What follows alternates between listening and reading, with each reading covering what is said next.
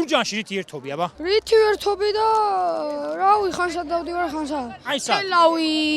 გურჯაანში გასართობი არის თელავში სიარული? ვაიმე, აბას გურჯაანიდან გააგდებენ ახლა ეს. არ გამაგდები, მე გურჯაანელი ვარ, მაგრამ თელავში ვერთობი ხოლმე. ეს ბავშვი ითხოვს დიპლომატიურ თავშესაფარსა თელავში. დიახაც. აი სათამაშოები გამიკეთეთ თელავში. კი ბატონო. აი რითი ერთობით შაშიანელი ბავშვები? სკვერი. სკვერი. სკვერი.